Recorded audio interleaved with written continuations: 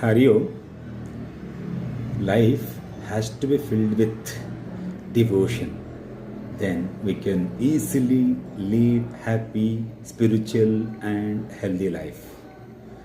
When bhakti enters food, it becomes prasadam. When bhakti enters hunger, it becomes upavasa vrata. When bhakti enters water, it becomes tirtha. When bhakti enters house, it becomes tirtha kshetra.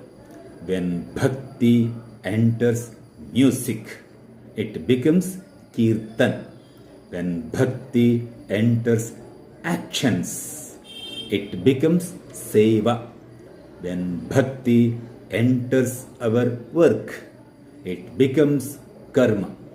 When bhakti enters travel, it becomes tirthayatra.